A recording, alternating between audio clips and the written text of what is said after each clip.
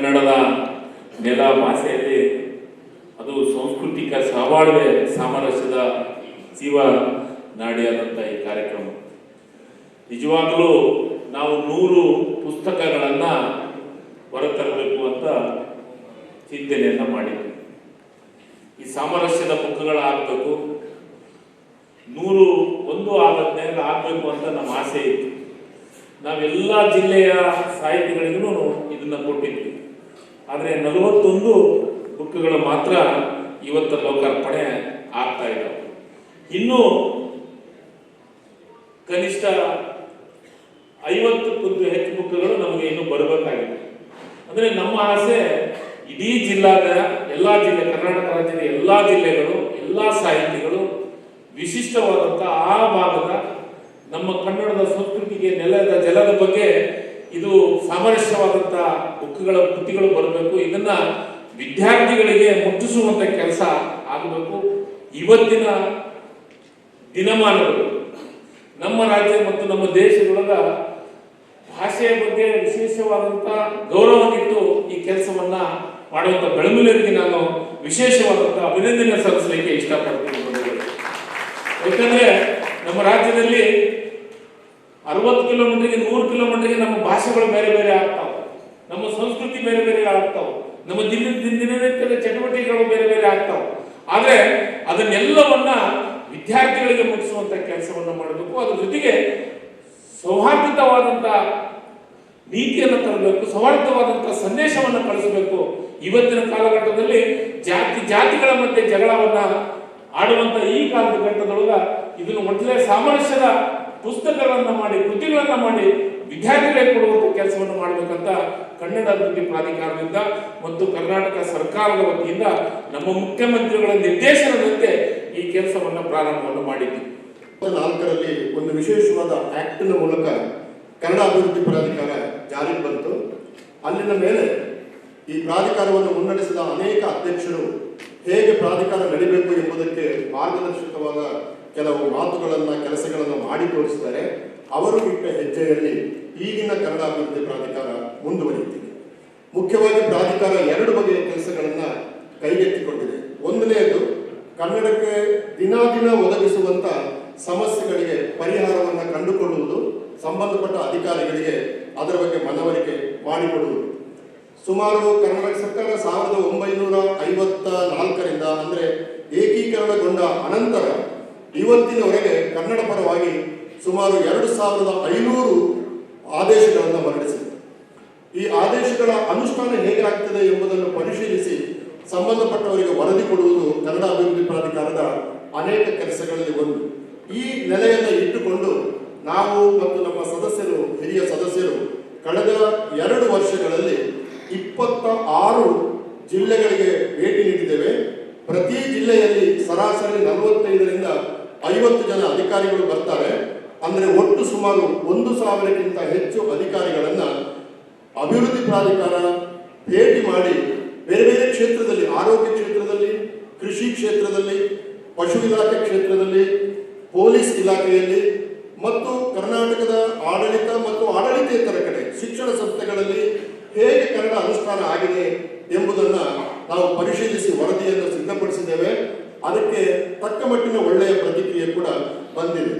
ನಾವು ಈ ವಿಷಯದಲ್ಲಿ ಅನುಸರಿಸಿದ ಅಪ್ರೋಚ್ ಯಾವುದು ಅಂತಂದರೆ, ನೀವು ಹೀಗೆ ಮಾಡಿ ಎಂಬ ಆದೇಶಕ್ಕಿಂತ ಹೆಚ್ಚಾಗಿ ಅಧಿಕಾರಿಗಳ ಮನಪರಿವರ್ತನೆ ಮಾಡುವುದಕ್ಕೆ ಪ್ರಭುತ್ವ ಮತ್ತು ಜನಗಳ ನಡುವೆ ಭಾಷೆ ಯಾಕೆ ಅಡ್ಡಿಯಾಗಬೇಕು ಎಂಬ ಪ್ರಶ್ನೆಯನ್ನು ಎತ್ತಿಕೊಂಡು ನಾವು ಯಾರಿಗೆ ಆಡಳಿತ ಮಾಡ್ತಿದ್ದೀವಿ, ಪ್ರಜಾಪ್ರಭುತ್ವ ಎಂಬ ಹೆಸರನ್ನು ನಾವು ಯಾಕೆ ಇಟ್ಟುಕೊಂಡಿದ್ದೀವಿ, ಇಂಥ ಸಂದರ್ಭದಲ್ಲಿ ನಾವು ಬಳಸುವ ಭಾಷೆ, ಪ್ರಭುತ್ವದ ಭಾಷೆ ಜನಗಳಿಗೆ ಅರ್ಥ ಆಗದೆ ಹೋದರೆ ಪ್ರಜಾಪ್ರಭುತ್ವ ವಿಫಲವಾಗ್ತದೆ, ಆಡಳಿತ ವಿಫಲವಾಗ್ತದೆ ಎಂಬ ಮಾತನ್ನು ಹೇಳಿದಾಗ ಅನೇಕ ಅಧಿಕಾರಿಗಳು ಅದನ್ನು ಒಪ್ಪಿಕೊಂಡಿದ್ದಾರೆ ಮತ್ತು ಬಹಳ ಚೆನ್ನಾಗಿ ಕನ್ನಡ ಅನುಷ್ಠಾನಕ್ಕೆ ಮುಂದಾಗ್ತಿದ್ದಾರೆ. ಅವರೆಲ್ಲರಿಗೂ ಕೂಡ ನಾನು ನನ್ನ ಕೃತಜ್ಞತೆಗಳನ್ನು ಈ ಸಂದರ್ಭದಲ್ಲಿ ಸಲ್ಲಿಸಬೇಕು.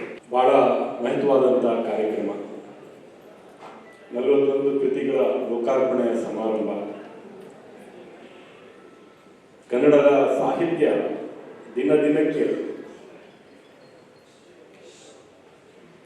ದಿನದಿನಕ್ಕೆ ನಾವು ಆ ಶ್ರೀಮಂತಿಕೆಯನ್ನು ಇನ್ನೂ ಹೆಚ್ಚಾಗಿ ಹೊಸ ಹೊಸ ಸಾಹಿತಿಗಳನ್ನು ಬಂದು ತನ್ನ ಬರಹಗಳು, ತಮ್ಮ ಕಾಂಟ್ರಿಬ್ಯೂಷನ್, ತಮ್ಮ ಕೊಡುಗೆ ನಮ್ಮ ಕನ್ನಡ ಸಾಹಿತ್ಯಕ್ಕೆ ದಿನನಿತ್ಯ ಕೊಡ್ತಾ ಇರ್ತಕ್ಕಂಥದ್ದು ನಾವು ನೋಡಿದ್ದೇವೆ. ನಮ್ಮ ಭಾಷೆ ಶ್ರೀಮಂತಿಕೆಯ ಭಾಷೆ. ನಮ್ಮ ಭಾಷೆಗೆ ಇರ್ತಕ್ಕಂಥ ಇತಿಹಾಸ, ನಮ್ಮ ಭಾಷೆಗೆ ಇರ್ತಕ್ಕಂಥ ಹಿನ್ನೆಲೆ, ಬಹುಶಃ ಸಾವಿರಾರು ವರ್ಷಗಳ ಇತಿಹಾಸ ಇರ್ತಕ್ಕಂಥ ಯಾವುದಾದ್ರೂ ಕೆಲವು ಭಾಷೆ ಇದ್ದರೆ ಇಡೀ ಪ್ರಪಂಚದಲ್ಲಿ ಅದರಲ್ಲಿ ಕನ್ನಡ ಒಂದು. ಅದಕ್ಕೆ ನಮಗೆ ಇರ್ತಕ್ಕಂಥ ಹೆಮ್ಮೆ. ಸಾವಿರಾರು ವರ್ಷಗಳಿಂದ ಕನ್ನಡ ಯಾಕೆ ಉಳ್ಕೊಂಡಿದೆ, ಬೆಳ್ಕೊಂಡು ಬಂದಿದೆ ಅಂತ ಕೂಡ ನಾವು ಯೋಚನೆ ಮಾಡಬೇಕು. ಸಾವಿರಾರು ವರ್ಷಗಳಿಂದ ಒಂದು ಭಾಷೆ ಉಳ್ಕೋಬೇಕು, ಬೆಳಿಬೇಕು ಅಂದರೆ ಒಂದು ಜಾತಿಗೆ, ಒಂದು ಧರ್ಮಕ್ಕೆ, ಒಂದು ಮತಕ್ಕೆ ಸೇರಿರ್ತಕ್ಕಂಥ ಭಾಷೆ ಆದರೆ ಅದು ಅಲ್ಲಿಗೆ ಮುಗ್ದೋಗುತ್ತೆ.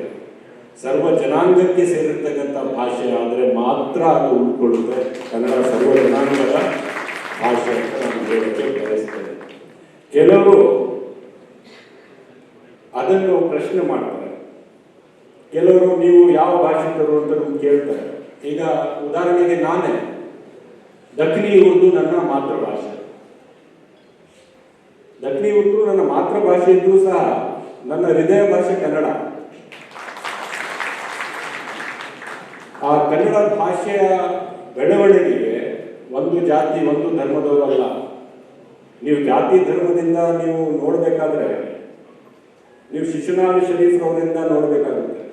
ಅವರು ಯಾವ ಧರ್ಮದವರು? ಎಸ್ ಕೆ ಕರೀಂ ಖಾನ್ ರವರು,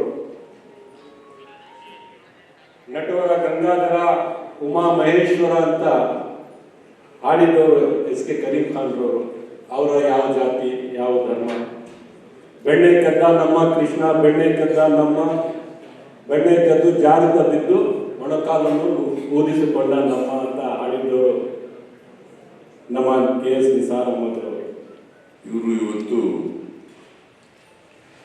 ಕರ್ನಾಟಕದ ಬಹುಮುಖ ಪರಂಪರೆಯನ್ನು ಪ್ರತಿನಿಧಿಸುವ ಕನ್ನಡ ಸಾಮರಸ್ಯ ನೆಲೆಗಳ 41 ಕೃತಿಗಳನ್ನು ಲೋಕಾರ್ಪಣೆ ಮಾಡ್ತಾ ಇದ್ದಾರೆ. ಇವರ ಯೋಜನೆ 100 ಪುಸ್ತಕಗಳನ್ನು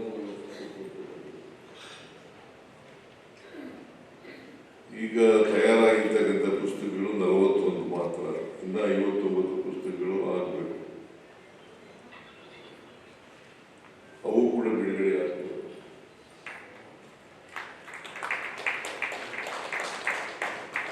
ಈಗ 41 ಪುಸ್ತಕಗಳನ್ನ ನಿಮ್ಮೆಲ್ಲರಿಗೂ ಬಿಡುಗಡೆಯಾಗಿದೆ. ಇವೆಲ್ಲವೂ ಕೂಡ ಬಹಳ ಯೋಗ್ಯವಾದಂಥ ಪುಸ್ತಕಗಳು.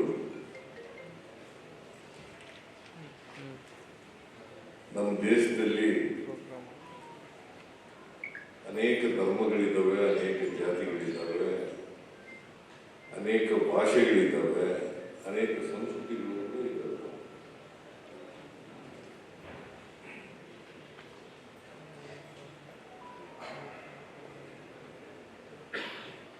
ಕರ್ನಾಟಕದಲ್ಲೂ ಕೂಡ ಅದೇ ರೀತಿ ಇದ್ದಾವೆ.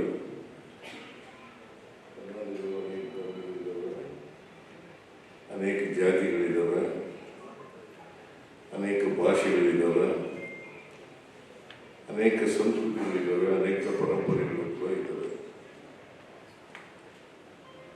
ಈ ವೈವಿಧ್ಯತೆಯಲ್ಲಿ ಏಕತೆಯನ್ನು ನಾವು ಸಾಧಿಸಿದ್ದೇವೆ.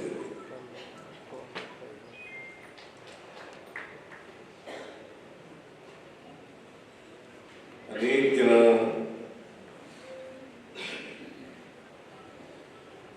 ಉದ್ದಿನಿಂದ ಹಿಡಿದು ಇವತ್ತಿನವರೆಗೆ ಸಮಾಜದಲ್ಲಿ ಬದಲಾವಣೆಯನ್ನು ತರಲಿಕ್ಕೆ ಪ್ರಯತ್ನವನ್ನು ಮಾಡಿದ್ದಾರೆ. 12ನೇ ಶತಮಾನದಲ್ಲಿ ಬಸವಣ್ಣವರು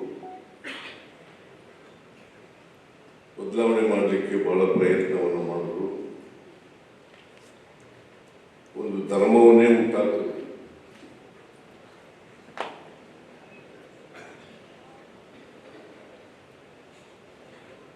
ಬಾಬಾ ಸಾಹೇಬ್ ಅಂಬೇಡ್ಕರ್ ಅವರು ನಿನ್ನೆ ನಿನ್ನೆ ತಾನೇ ಅವರ 35ನೇ ಜನ್ಮದಿನೋತ್ಸವ ಆಚರಣೆ ಆಯಿತು. ಅವರು ಹಿಂದೂ ಧರ್ಮ ಸುಧಾರಣೆ ಮಾಡಲಿಕ್ಕೆ ಬಹಳ ಪ್ರಯತ್ನಗಳನ್ನು ಮಾಡಿದರು.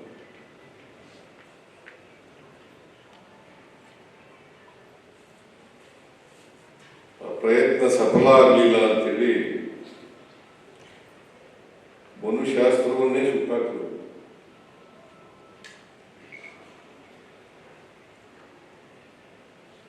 ಯಾಕೆಂತಂದ್ರೆ ಮನುಶಾಸ್ತ್ರ ಇದೆಯಲ್ಲ, ಅದು ಸಂವಿಧಾನ ಬರೋದಕ್ಕಿಂತ ಮುಂಚಿತವಾಗಿ ಅದೇನೇ